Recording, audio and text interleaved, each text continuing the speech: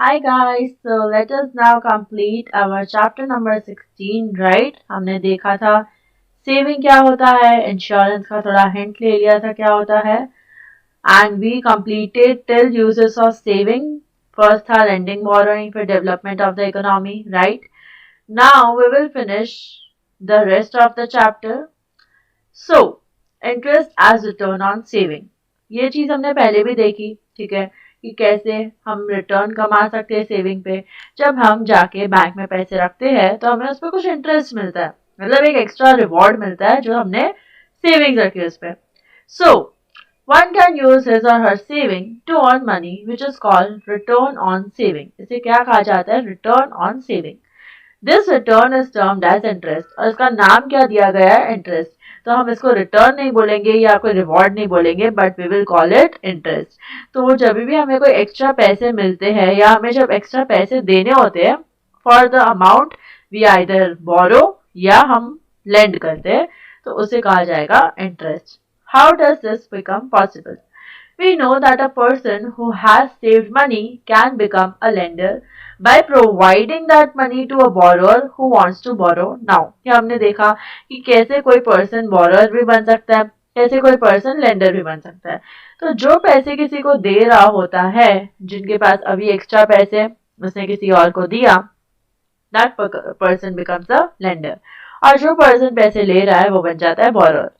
For use of saving the lender can charge some money. हमने देखा कि अगर हम हमारे फ्रेंड्स होते हैं तो यूजुअली वो हमसे चार्ज नहीं करते पैसे, ठीक है, पर अगर हम बैंक के पास जाते हैं और उनसे पैसे लेते हैं तो बैंक हमसे जरूर चार्ज करती है सम एक्स्ट्रा मनी। सो उसे क्या कहा जाता है? Interest. Now the lender can charge some money. जो लेंडर होता है वो पैसे ऑफकोर्स चार्ज कर सकता है from the borrower, which is called interest earn by the lender and paid by the borrower. Normally, the borrower pays back the lender's money, his saving, along with the interest money on a specified future date. तो ऐसा होता है, अगर मुझे भी पैसे चाहिए तो मैं बैंक के पास जाऊंगी, मुझे 1000 रुपीज चाहिए, ठीक है, मैं बैंक के पास गई और बैंक के पास से मैंने लिया, पर मेरे पास अभी पैसे नहीं है तभी मैंने लिया। तो फ्यूचर में जब मेरे पास पैसे आ जाएंगे तो मैं बैंक को थोड़े इंटरेस्ट के साथ रिटर्न कर दूंगी। Note that when a borrower takes money from a lender, we say that lender provided loan to the borrower. ये टर्म हमने देखा था 15 चैप्टर में कि जो पर्सन पैसे लेता है उससे क्या कहा जाता है? लोन। तो जो पर्सन ने पैसे लिया वो क्या बोलेगा? मैंने लोन लिया है, ठीक है, और लेंडर क्या बोलेगा? मैंने borrower को लोन दिया है। This means that when a lender gives his saving to the borrower, then it is converted into loan. तो ये सारे टर्म्स हमने चैप्टर 15 में भी देख रखे, interest word, loan word. The loan amount has to be returned by the borrower to the lender in future along with the interest. तो जो लोन अमाउंट होता है वो borrower लेंडर को रिटर्न कर देता है in future along with the interest. Now example देखते हैं. Let Miss Sarita has a saving of 1000. सरिता है, ठीक है, सरिता के पास कितनी सेविंग्स है? 1000 रुपीज की सेविंग्स है।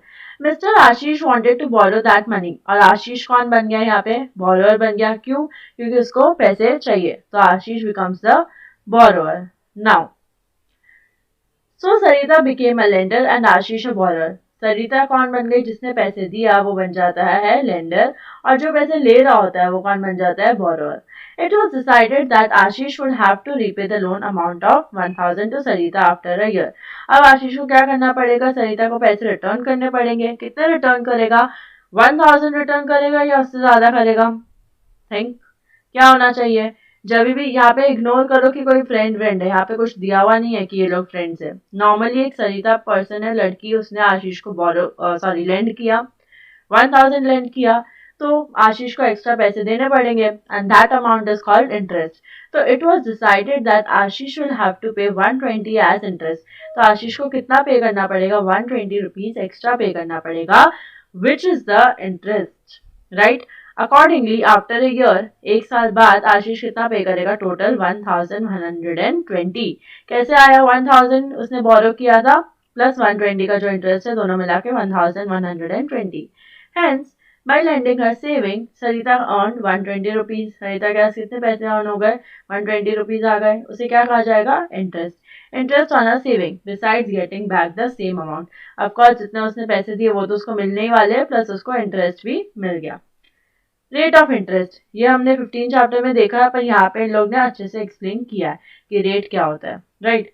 सो now question arises, how much amount did Sarita earn for every 100 rupees she give to Ashish. Now you people tell me कि 100 रुपीज यहाँ पे क्यों लिया। I will give you like 5-10 seconds, not more. But just imagine कि यहाँ पे 100 rupees ही क्यों लिया। हमने ऐसा क्यों नहीं देखा कि 15 रुपीज पे उसने कितना कमाया, 100 ही हम यहाँ पे क्यों कंपेयर कर रहे हैं। मतलब यहाँ क्वेश्चन ये लोग पूछ रहे हैं कि सरिता ने हर 100 रुपए में कितने रुपए कमा लिए, मतलब उसने टोटल 1120 कमाए, तो एवरी 100 रुपीज पे उसने कितना कमाया। So why 100 is given is, if you no percentage जब हम निकालते हैं तो वो 100 पे निकालते हैं, ठीक है। कभी भी परसेंटेज निकलता है तो वो 100 पे निकलता है, एंड देयरफॉर यहाँ पे 100 लिया हुआ है, ठीक है। तो अगर हमें निकालना है कि कितने परसेंटेज, रेट ऑफ इंटरेस्ट मतलब क्या हुआ, परसेंटेज हुआ। अभी जो हमने ऊपर देखा था वो इंटरेस्ट का अमाउंट था, 120 rupees was the interest amount. There is a difference between percentage and amount. तो जब हम परसेंटेज बोलते हैं तो वो हो जाता है रेट, ठीक है। पर अगर हम इंटरेस्ट बोलते डायरेक्ट तो बन जाता है अमाउंट। तो अगर मैं बोलूंगी कि आपने सपोज 10th स्टैंडर्ड में 90 मार्क्स स्कोर किए, ठीक है। अब हम हर सब्जेक्ट का निकालते हैं, फिर हम उसको डिवाइड करते हैं, टोटल मार्क्स कितने हैं, फिर उसको मल्टीप्लाई करते हैं 100 से, तो हमें पता चलता है कि अच्छा मेरे 94% आए। भले ही आपके हो सकता है इकोनॉमिक्स में 90 आए होंगे, इंग्लिश में 93 आए होंगे, ठीक है, ऐसे अलग अलग सब्जेक्ट में अलग अलग मार्क्स आए होंगे। But when you take out percentage तो हम क्या करते हैं, जितने भी मार्क्स आए डिवाइड करते हैं उसको टोटल मार्क्स से, मल्टीप्लाई करते हैं उसको 100 से, because 100 is considered as a percentage, ठीक है। जब मैं परसेंट बोलती हूँ, सेंट परसेंट जब मैं बोलूंगी तो उसे बोला जाएगा 100। 100 हम क्या मानते हैं, परसेंट मानते हैं, फुल परसेंट यानी कि 100% है। तो अगर हमें परसेंटेज की टर्म्स में निकालना है, ठीक है, अगर हमें रेट निकालना है, ये परसेंटेज का ये साइन होता है इफ यू नो, तो परसेंटेज के टर्म्स से जब हमें निकालना होगा तो हमें क्या करना होगा, किसी चीज को मल्टीप्लाई कर देंगे 100 से। तो यहाँ पे हम अगर देखें तो इंटरेस्ट का अमाउंट कितना था, 120 रुपीज हुआ था इंटरेस्ट अमाउंट, ठीक है। हमने ऊपर देखा कि सरिता ने कितना चार्ज किया, 120 रुपीज चार्ज किया, ओके। और यहाँ पे डिवाइड किससे करेंगे, टोटल अमाउंट से। टोटल अमाउंट कितना था, टोटल एज इन उसने कितना दिया था आशीष को, आशीष ने कितना बोरो किया था, 1000 रुपीज बोरो किया था। सो 1000 हम नीचे ले लेंगे क्योंकि वो टोटल अमाउंट है, राइट। उसके बाद में हम क्या करेंगे, मल्टीप्लाई कर देंगे उसको 100 से, क्योंकि हमें परसेंटेज के फॉर्म में निकालना है। तो यहाँ पे आ जाएगा into 100। So when you do it multiply by 100, so your answer will come to, calculate करो इसको, तो your answer will come to 12%। I hope you know how to calculate this, ठीक है, ये बेसिक मैथ से जाना ही चाहिए। Now your answer will come to 12%, ठीक है। जैसे ही हमने 100 से मल्टीप्लाई कर दिया ना इधर, ओके, हमने यहाँ पे 100 से मल्टीप्लाई कर दिया तो सीधा ये परसेंटेज के फॉर्म में आ जाएगा। एनीथिंग मल्टीप्लाइड बाई 100 तो परसेंटेज के फॉर्म में आ जाता है। अब मुझे वापस से इसको नॉर्मल अमाउंट के उसमें कन्वर्ट करना है, तो कैसे करूंगी, 12 multiply by 1000 divided by 100। So what we did is, मैंने क्या बोला, अमाउंट में जाना है, सॉरी अमाउंट पे जाना है, तो हम क्या करेंगे, 12% को 12 मल्टीप्लाई बाई 1000 डिवाइड बाई 100, तो आपका आंसर आ जाएगा 120। तो अमाउंट का आंसर आ गया। तो ऐसे हम अमाउंट से परसेंटेज पे जा सकते हैं, परसेंटेज से अमाउंट निकाल सकते हैं। तो यहाँ पे इसलिए दिया हुआ है कि अगर हमें देखना है कि उसने 100 रुपीज में कितना कमाया, इसका इन शॉर्ट मतलब है कि उसने परसेंटेज कितना कमाया, तो हम बोल सकते हैं कि उसने लोन दिया था 1000 का, ठीक है। तो अगर हम 100 पे निकाले, यानी कि हम परसेंटेज फॉर्म में निकाले हैं, तो 120 multiply by 100 divide by 1000, answer comes to 12 rupees, यानी कि हर 100 रुपीज से उसने 12 कमाया। अगर आप 100 को मल्टीप्लाई बाई करोगे किससे, देखो हर 100 पे उसने 12 कमाया, तो अगर हम ऐसा लेंगे कि 100 लिया, ठीक है, अब 100 के सामने हमें देखना है उसने 12 कमाया, वापस से मैं 100 लूंगी, फिर देखूंगी उसने 12 कमाया। तो जब मैं ऐसे ऐसे करके कहाँ तक चली जाऊंगी, 1120 तक चली जाऊंगी, तो मेरा आंसर अपने आप से क्या आ जाएगा, 120 आ जाएगा। When we find value out of 100, we call it percentage। जैसे मैंने बोला कि अगर हम 100 का देखते हैं तो उसे परसेंटेज बोला जाता है। Hence, we can say that Sarita earned a rate of 12% per year. This 12% per year is called the rate of interest paid by the borrower, Ashish, and received by the lender, that is Sarita. Rupees 120 is the total interest money on the loan amount of 1000. This loan amount is also called the principal amount. अब ये जो terms है ना, थोड़े अच्छे अच्छे terms है जो पता होने चाहिए। जब हम कोई यहाँ पे स्पेलिंग एरर है, एन शुड कम, ठीक है, एम नहीं है, एन आना चाहिए। पर जब हम ऐसे परसेंटेज टर्म्स यूज करते हैं ना, तो यू शुड बी नोइंग कि रेट ऑफ इंटरेस्ट क्या होता है, ठीक है, या मैं बोल रही हूँ प्रिंसिपल अमाउंट क्या होता है। तो जब हम ये सारे कैलकुलेशंस करेंगे तो इनके स्पेसिफिक टर्म होते हैं। तो जब उसने जो अमाउंट दिया, तो मैं बार बार ऐसा नहीं बोल सकती हूँ कि सरिता गेव अमाउंट ऑफ 1000 टू आशीष। हम डायरेक्टली क्या बोलेंगे कि आशीष के लिए प्रिंसिपल अमाउंट था 1000, ठीक है, और उसका रेट ऑफ इंटरेस्ट था 12%, ठीक है, और फाइनल अमाउंट उसको कितना रिसीव हुआ 1120। So here is a definition for you. Rate of interest is defined as earning by the lender. Lender ने क्या किया, अर्निंग है किसके लिए, बाय द लेंडर। लेंडर कमा रहा है इतने पैसे, अर्निंग है उसके लिए या पेमेंट है उसका, by the borrower for the use of every 100 rupees given by the lender to the borrower for a period of 1 year. Since people keep their savings in the post office and bank, they receive interest. तो अगर हम भी पैसे रखते हैं तो हमें क्या मिलता है, इंटरेस्ट मिल जाता है। Post office offers around 3.5% rate of interest, while bank offers around 4%. ये वैरी करता है, ठीक है। अभी इस बुक में दिया हुआ है, इसका मतलब ये नहीं है यही अमाउंट होगा, चेंज हो सकता है, अभी अलग अमाउंट मिलता है। तो यहाँ पे जब ये बुक बनी थी तब के हिसाब से दिया हुआ है। सो ऑफकोर्स पोस्ट ऑफिस से थोड़ा ज़्यादा मिलता है बैंक्स में, पर पोस्ट ऑफिस के आसपास जितना रहता है उतना ही बैंक में भी मिल जाता है। When you receive interest on your savings in a post office or bank, your money grows. Hence, when money is saved, it grows to a higher amount tomorrow. And therefore, we should save. क्यों save करना चाहिए? क्योंकि अगर हम उसको save करते हैं और बैंक में जाके रखते हैं तो उससे हमारा क्या होता है, अमाउंट इंक्रीज हो जाता है, एंड therefore फ्यूचर के लिए काम आता है। Now let us move on to topic insurance. काफी अच्छा टॉपिक है, ठीक है, मतलब this is very very much relevant nowadays. क्यों? क्योंकि अभी ये चीज़ बहुत बढ़ चुकी है। जिस हिसाब से कोविड पैंडेमिक आया उसके बाद इसका वैल्यू जो है वो और भी ज़्यादा बढ़ चुका है। You will understand how. We are living in a world of uncertainty. Of course आपको पता भी नहीं है आपके साथ अभी नेक्स्ट मोमेंट क्या हो जाए, ठीक है। The world is full of uncertainties. I am not scaring you, but this is the fact. We don't know what can happen the next moment, ठीक है। So this means that we do not know what will happen in future. हमें नहीं पता है कि future में क्या हो जाए, बट स्टिल कीपिंग होप, हम पढ़ाई करते हैं अच्छे से so that we can score good marks, ठीक है। But still life is very uncertain, so we do not know कि क्या होगा next. Many things are not in our control. हमारे हाथ में चीजें है ही नहीं। Take the following examples. A farmer depends on a good rainfall so that he can produce large quantity of grains, ठीक है। फार्मर जो होता है इंडिया में स्पेशली क्या होता है, फार्मर्स जो होते हैं वो लोग रेनफॉल पे ही डिपेंडेंट रहते हैं। उनको लगता है रेनफॉल जब अच्छी आएगी तभी जाके हम अच्छा खासा क्या कर पाएंगे, क्रॉप्स ग्रो कर पाएंगे। But the farmer has no control over rainfall. Farmer क्या, किसी के पास भी कंट्रोल है क्या रेनफॉल पे? किसी को भी पता है क्या कि कितनी रेनफॉल होने वाली है? क्या कोई कंट्रोल कर सकता है कि इस साल ज्यादा रेनफॉल करवाए, इस साल कम रेनफॉल करवाए? That is not even possible. So if there is a good rainfall, he gets good crop. But if there is no rainfall, there will be drought and farmer will incur heavy loss. तो farmer को ऐसे करते हैं, वो लोग सोचते हैं कि अब अच्छी रेन आएगी तो क्रॉप्स अच्छे होंगे, वरना नहीं होगा। तो देयरफॉर अगर रेन अच्छी नहीं आती है तो क्या हो जाता है, ड्राउट। ड्राउट मतलब सूखा पड़ जाना, ठीक है। लैंड इज फुल ड्राई हो जाता है एंड द फार्मर क्या हो जाता है, उनको हैवी लॉस हो जाता है। तो ये एक एग्जाम्पल हो सकता है अनसर्टेनिटी का। अभी हम एग्जाम्पल देख रहे हैं अनसर्टेनिटी के कि कुछ भी हो सकता है। People have houses in which they live but they do not have any control over some untoward incident that may take place such as fire, theft causing loss to the property. हम सब घर पे रहते हैं पर हमें नहीं पता कब आग लग जाए, ठीक है। कुछ चीज ऐसी हो गई जिससे आग लग गई, थेफ्ट हो गया, चोरी हो जाती है, ठीक है। हमें कुछ नहीं पता कभी बाढ़ आ जाती है, या अनसर्टेनिटी हो गई। Nowadays lot of people have automobiles in the form of two wheelers, ठीक है, cars सबके पास होती है। As number of vehicles has increased, number of theft और accidents on road has increased. तो जैसे जैसे इतने एडवांस होते जा रहे हैं लोग, उतना ज्यादा खतरा भी बढ़ता जा रहा है। जैसे टू व्हीलर्स और फोर व्हीलर्स इतनी ज्यादा है, ठीक है, कितने भी उसमें तुम वो लगा लो और सिक्योरिटी लगा लो, पर उसके चोरी होने के चांसेस फुल होते हैं।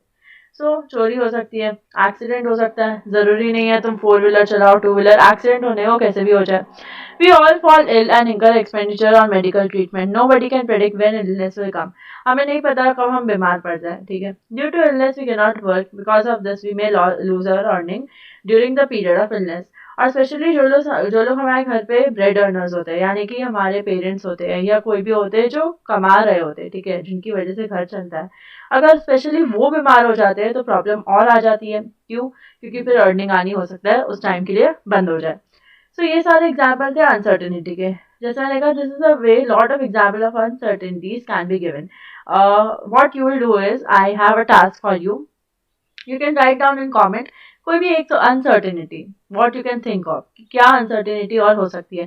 यहाँ पे तो 4 एग्जाम्पल दिए हैं, ठीक है, अनसर्टेनिटी के. You have to write down in comment just one uncertainty which you think can happen, ठीक है, तुम्हारे साथ नहीं, किसी के साथ भी हो सकता है, any uncertainty, just comment down below. However, the loss of earning or damage to property occurring due to uncertainty is a matter of concern. Uncertainty involves risk of loss or damage. We can take precautions to some extent, but it is not possible to avoid them totally.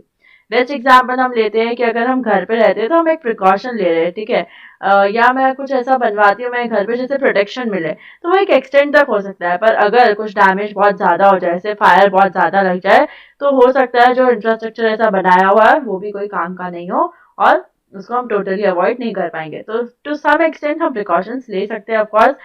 जैसे अगर मैं बोलूँ बहुत बारिश हो रही है तो हम अवॉइड कर सकते हैं बाहर जाना जब तक इम्पोर्टेंट नहीं हो, ठीक है, कोई काम नहीं हो तब तक हम अवॉइड कर सकते हैं, घर पे रह सकते हैं. पर अगर अगर अगर हमें बहुत ज़्यादा ज़रूरी है जाना और वो चीज़ को हम अवॉइड नहीं कर सकते तो हमें जाना पड़ेगा, ठीक है, तो हम कोई एक्सटेंट तक अवॉइड कर सकते हैं चीज़ों को, पर टोटली अवॉइड करना इम्पॉसिबल हो जाता है. Whosoever suffers a loss due to reasons as said above, he or she would likely to be compensated in monetary terms, either fully or partially, for the loss or damage. और जिसके साथ भी कुछ होता है लॉस या damage, तो वो पर्सन चाहेगा कि उसको कुछ मॉनिटरी रिटर्न मिल जाए, मतलब मुझे कुछ पैसे मिल जाए जिस वजह से मेरा जो लॉस है मैं उसको रिकवर कर सकूं. तो इंश्योरेंस यही काम करता है. Insurance insure some compensation against loss और damage to the person concern. Insurance के एड्स हम लोग ने बहुत देखे होंगे, ठीक है, टीवी पे एडवर्टीजमेंट बहुत देखे होंगे which are related to insurance. Will see them down now. Insurance is just like a good या प्रोडक्ट. इंश्योरेंस क्या होता है? गुड या प्रोडक्ट होता है. होता तो सर्विस के काइंड का है, उसको बोल सकते हैं गुड या प्रोडक्ट है. Anybody who thinks that he or she has some chance to incur loss or suffer damages to his or her belongings, he or she can have insurance by paying some money. The seller of the insurance is called insurer. जो person sell कर रहा होता है insurance उसको बोला जाएगा insurer. And the person and the buyer जो हम बाई कर रहे होते हैं हमें क्या कहा जाता है? insured. insured नहीं बोलेंगे, insured बोलते हैं, ठीक है. The money paid by the insured or buyer of insurance insurance is called premium. और हम जो पैसे पे कर रहे होते हैं ना उसे बोला जाता है प्रीमियम. तो वी पे प्रीमियम, ठीक है, और हमें कहा जाता है इंश्योर्ड, और जो इंश्योरेंस बेचता है पर्सन उसे कहा जाता है insurer. Normally, the premium is paid for a specified number of years. If any loss occurs during this period, then insured person get due from compensation from the insurer. तो insurance थोड़े time के लिए हम पे करते हैं और बाद में क्या होता है, मतलब इंश्योर्ड क्या होता है? इंश्योरेंस अभी हम स्टार्ट करेंगे पे करना. से मैं 1 साल तक, आई एम टेकिंग एग्जाम्पल, मैं 1 साल तक 10 रुपए पे करूंगी. हर साल मैंने 10 रुपए पे किए, और अगर 10 साल बाद मेरे पास मैं कितने पे कर दिए? 100 रुपए पे कर दिए, ठीक है, 10 मल्टीप्लाई बाई 10. नाउ 10 साल बाद कुछ ऐसा हो जाता है जिसके लिए मुझे वापस से पैसे चाहिए रहेंगे, तो मैं इंश्योरेंस कंपनी के पास जा सकती हूँ और वो लोग मुझे इंश्योरेंस का जो 100 रुपए मैंने दिया था वो लोग मुझे रिटर्न कर देंगे विद सम एक्स्ट्रा अमाउंट, ठीक है, बेनिफिट्स भी मिल जाते थोड़े, और उस अमाउंट के साथ वो लोग मुझे पे कर देंगे, और उससे क्या होगा, मेरा जो लॉस हुआ है वो मैं रिकवर कर सकती हूँ. सिंपल.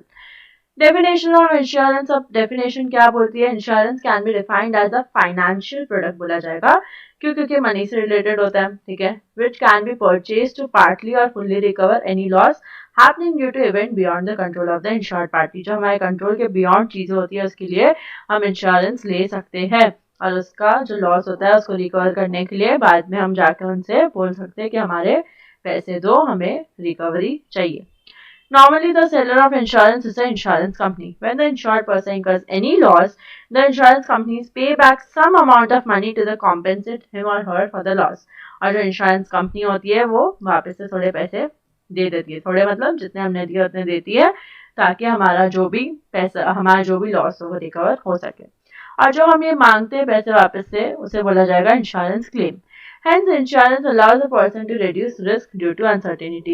इसमें हमारा क्या होता है? रिस्क जो होता है अनसर्टेनिटी का, उसमें जो हमारा लॉस होता है वो कम हो जाता है because of the insurance company. Now some selected insurance product, और भी बहुत टाइप के इंश्योरेंस मिलते हैं प्रोडक्ट, ठीक है, मार्केट में, but we are discussing only 3: auto, health and life. Auto, health, life. Now नाम से पता चल रहा होगा ऑटो इंश्योरेंस क्या हो सकता है, नहीं तो हम रीड करने वाले। People who have scooters, bike, cars etcetera, automobile जिसे हम बोलते हैं, can buy auto insurance from a concern. Auto insurance मतलब तुम ऑटो रिक्शा वाला मत समझना कि सिर्फ ऑटो रिक्शा वाले ले सकते हैं, no no no, it is auto, जो मैं बोल रही थी ऑटोमोबाइल, ऑटोमोबाइल्स के लिए जो इंश्योरेंस लेते हैं उसे कहते हैं ऑटो इंश्योरेंस। स्कूटर हो गया, बाइक हो गया, कार हो गया एटसेट्रा, में रिक्शा भी आता है, तो जो भी ऑटोमोबाइल होते हैं उनके लिए हम क्या ले सकते हैं, ऑटो इंश्योरेंस ले सकते हैं। Since automobile is a durable good and has a long lifespan, say 10 to 15 years, insurance policy is made in the following way. तो ऑफ कोर्स हम जब हम ये सारे लाते हैं, ऑटोमोबाइल से कार लाते हैं, बाइक लाते हैं, एक्टिवा लाते हैं, वट एवर वी गेट, इनका लाइफ स्पैन कितना होता है, 10 to 15 ईयर्स होता है। ऐसा नहीं होता है कि 2-3 साल में खराब हो जाए, आराम से 10-15 साल चलती है ये। तो इंश्योरेंस पॉलिसी जो होती है वो किस तरह से दी जाती है, In the first year, the auto is new, so the insurance company charges higher money as premium for the insured person. तो फर्स्ट ईयर में क्या करती है, ऑफ कोर्स हमसे ज़्यादा पैसे लिए जाते हैं, क्योंकि अगर 1 साल के अंदर अंदर ही उसको कुछ हो जाए तो हम ज़्यादा अमाउंट उनसे मांगने वाले हैं, ठीक है, और इसलिए वो लोग प्रीमियम भी ज़्यादा चार्ज करते हैं। सब्सिक्वेंट ईयर्स मतलब बाद में के जो साल होते हैं उसमें क्या होता है, vehicles become old and its value gradually falls, so the company will charge less premium for the insured person. तो बाद में के जो साल होते हैं, मतलब फर्स्ट ईयर के बाद जो साल आते हैं उसमें हम कम इंश्योरेंस प्रीमियम पे कर सकते हैं, मतलब वो पूरी स्कीम रहती है इनकी, ठीक है। क्यों, क्योंकि अगर हम बाद में पे कर रहे हैं इसका मतलब अभी तक उसको कुछ हुआ नहीं है, और बाद में भी होगा तो इतना कुछ लॉस होगा नहीं, देयरफॉर वो लोग प्रीमियम भी कम चार्ज करते हैं। Whenever there is any damage caused to the automobile, the company gives a claim calculator on the basis of terms and condition. और जब भी कुछ होता है डैमेज, तो उस हिसाब से हमें कंपनी पे कर देती है। तो इसका कोई अमाउंट यहाँ पे लिखा हुआ नहीं है, क्योंकि अलग अलग कंपनीज का अपना अलग अलग पॉलिसीज रहता है, अपना अलग ही पूरा टर्म्स एंड कंडीशंस रहता है कि फर्स्ट ईयर में आपको इतना पे करना है, बाद में आपको इतना पे करना है। So it all depends from company to company. Health insurance में क्या होता है, person who buys insurance can get back some amount of money out of his total expenditure और मेडिकल ट्रीटमेंट। एग्जाम्पल लेते हैं, मैंने इंश्योरेंस लिया, हेल्थ इंश्योरेंस, ठीक है, अब 10 साल बाद अगर मुझे या से I take example of person X, so say mister x है, ठीक है, से एक्स है, तो एक्स पर्सन है, उसने इंश्योरेंस लिया अभी, और 10 साल बाद अगर वो एक्स पर्सन को कुछ बीमारी हो जाती है, तो वो पर्सन क्या कर सकता है, इंश्योरेंस कंपनी के पास जा सकता है और बोल सकता है कि मुझे पैसे दो मेरे, और जो खर्चा हुआ मेडिकल का वो पे करने के लिए उसको यूज कर सकता है। In this case also insurance company asks the interested person to pay a nominal amount as premium every year. हर साल हमें प्रीमियम उसके लिए पे करना पड़ेगा, मतलब मिस्टर एक्स को। Whenever the insured person falls ill and spends amount on medical treatment, the insurance company gives some amount to reduce the burden of person. हो सकता है पूरा अमाउंट मेडिकल इंश्योरेंस वाले दे दें, ठीक है, पूरी कंपनी वो दे दे अमाउंट, वो डिपेंड करता है हमने प्रीमियम कितना दिया। अगर हमने प्रीमियम अच्छा खासा दे रखा है और खर्चा बहुत ज़्यादा हुआ है तो पूरा भी दे देगी, पर अगर हमने थोड़ा बहुत प्रीमियम दिया है, इंश्योरेंस कम लिया है, तो वो 50% दे दी, 70% दे दी, so it depends. Normally the premium is low if a person buys health insurance at a younger age. Of course अगर मैं अभी से इंश्योरेंस लेने लग जाऊं और कंपेयर करूं, अगर मैं कोई 60 ईयर्स के पर्सन ने स्टार्ट किया इंश्योरेंस लेना, तो ऑफकोर्स कम किसका मतलब कम कौन देगा, मैं दूंगी, क्योंकि मेरे पास एक्स्ट्रा अभी बहुत सारे साल है 60 ईयर्स तक जाने के लिए। पर अगर कोई पर्सन है जो 60 का ऑलरेडी हो चुका है, तो अब उसके चांसेस ज़्यादा है कि वो बीमार हो जाए, तो वो लोग उनसे थोड़ा ज़्यादा प्रीमियम चार्ज करेंगे। Premium amount increases as the person grows older. A person can buy life insurance for a particular time period. अब लाइफ इंश्योरेंस क्या होता है, इसका ऐड आप लोग ने देखा ही होगा, जो होता है जिंदगी के साथ भी जिंदगी के बाद भी, ठीक है, एक ऐड आता है LIC का। सो द टाइम पीरियड कितना होता है इसमें, 10 to 25 ईयर्स का होता है। इसमें क्या होता है, ऑफकोर्स हमारे बाद जो लोग होते हैं उनको मिलता है ये, तभी लाइफ इंश्योरेंस है। मतलब कोई पर्सन है जो ब्रेड अर्नर है, मतलब वो पर्सन है जिसकी वजह से घर चल रहा है, ठीक है, तो वो पर्सन की जब डेथ हो जाएगी तो उसके बाद जो उसकी फैमिली में जो लोग हैं उनको इसका अमाउंट मिलने वाला है, ठीक है, and therefore it is called life insurance. So every year the insured person has to pay a certain amount of premium to the insurance company. The company gives back the claim to the person after the time period is over. हो सकता है कि अगर हमने 10 साल का लिया और 10 साल तक कुछ हुआ नहीं तो वो मुझे खुद को मिल जाएगा, ठीक है। पर अगर 10 साल बाद या 25 साल बाद जितने भी ईयर्स का लिया उसके बाद कोई पर्सन को कुछ हो जाता है जिसकी वजह से उसकी डेथ हो जाती है तो जो उसके फैमिली वाले उनको मिल जाता है। The amount can also paid installment by the insurance company on yearly basis. Installment में भी पे कर सकते हैं, वो मैंने बोला हर कंपनी का अपना अलग होता है। If a person dies in between, तो अगर उस पर्सन को 10 साल के अंदर अंदर ही कुछ हो गया, the claim is given to his और हर नॉमिनी। तो जो पर्सन होता है उसके नॉमिनी यानी कि उसके बिहाफ पे कोई दूसरा पर्सन होता है जिसका नाम लिखवाया जाता है कि अगर मैं नहीं रहूं तो उसको दे देना, तो उस पर्सन को मिल जाता है। वाइल बाइंग लाइफ इंश्योरेंस, तो जो पर्सन का नाम लिखवाया जाता है लाइफ इंश्योरेंस बाय करते टाइम उसको इसका पैसा मिल जाता है। Okay, let's revise why I have written this year now. If you know, जब आप चैप्टर खत्म करते हो तो आपके हर चैप्टर के नीचे क्या होता है, व्हाट यू हैव लर्न करके दिया हुआ होता है। एंड आई एम श्योर कोई इसे पढ़ता ही नहीं होगा, ठीक है, क्यों पढ़ना है, right. But you should be reading this. Why? आपने कोई चैप्टर खत्म किया, उसको खत्म करके भाग मत जाओ, ठीक है। चैप्टर फिनिश हुआ नहीं, you run away. When you are done with the chapter, ठीक है, खत्म होता है चैप्टर, तो उसको एक बार रिकॉल करो, देखो उस चैप्टर में था क्या। जैसे if you are following my videos, ठीक है, तो उसमें मैं यूजुअली सिर्फ इस चैप्टर में ऐसा हुआ है कि मैंने बताया नहीं है कि इसके क्या क्या हेडिंग्स हम पढ़ने वाले हैं, वरना मैं स्टार्टिंग में ही पूरा बता देती हूँ कि चैप्टर के अंदर कितने टॉपिक्स हैं और हम कैसे पढ़ेंगे, ठीक है। बट इस चैप्टर में इट जस्ट गॉट स्किप्ड, ठीक है। सो अगर आप खुद से भी पढ़ते हो, नॉट एन इश्यू। अगर ये मेरे वीडियोस देख रहे हो तभी ये पार्ट देख रहे होंगे। So, अगर मेरे वीडियोस के थ्रू पढ़ते हो, you understand the chapter, as I finish, don't just close your books or don't just close the video and run away. कोई पार्ट अगर नहीं समझ आया, you can go back to that part, वापस से देख लिया, ठीक है। अगर कोई पार्ट समझ आ गया, पूरा चैप्टर आ गया, नॉट एन इश्यू, सब अच्छे से आया, तो वापस से उसको एक बार रिवाइज करो कि उस चैप्टर में था क्या। इससे क्या होगा, जब आप आंसर्स पढ़ोगे तो उसमें और क्लैरिटी आएगी और ये चीज़ लंबे टाइम तक आपके दिमाग में रहेगी, ठीक है। तो अभी जैसे आपने चैप्टर फिनिश किया, so what we can do is recall कर लिया फटाफट, यहाँ से ही पढ़ लिया और कुछ नहीं तो, वरना मेरे जो हाईलाइटेड नोट्स है उसको पढ़ लिया। तो कैसे पढ़ोगे?